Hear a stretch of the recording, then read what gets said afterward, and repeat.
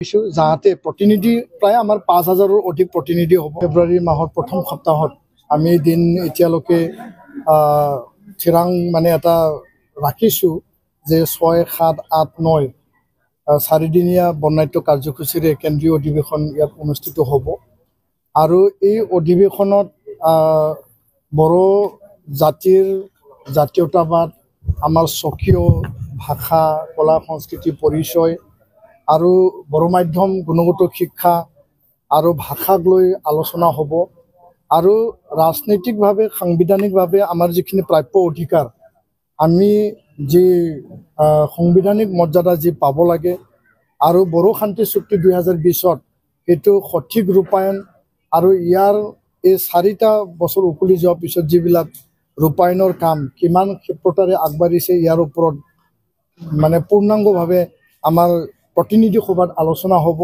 মূলতঃ এই যে কেন্দ্ৰীয় অধিৱেশন আমি আশা কৰিছোঁ, আমি নিমন্ত্ৰণৰ কাৰণে আমি ঠিক কৰিছোঁ কেন্দ্ৰীয় গৃহমন্ত্ৰী অমিত শ্বাহ ডাঙৰীয়াক আমাৰ মুকলি সভাত মুখ্য অতিথি হিচাপে আমি আহ্বান কৰিবৰ কাৰণে আমি যোজা চলাইছোঁ।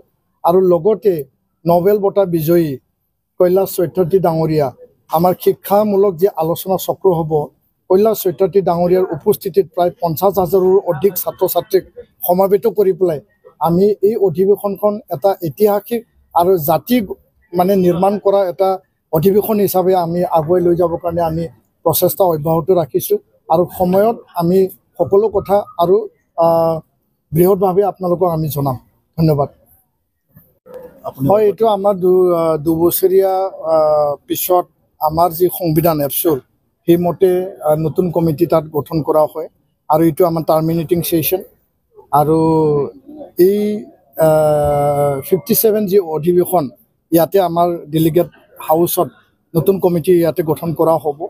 আৰু সেই হিচাপে আমাৰ সকলো জিলা, আঞ্চলিক আৰু ইউনিভাৰ্চিটি ইউনিট, কলেজ ইউনিট সকলোৱে প্ৰতিনিধি হিচাপে ইয়াতে অংশগ্ৰহণ কৰিব। আৰু লগতে সকলো ৰাইজৰ মানে সহযোগ আমি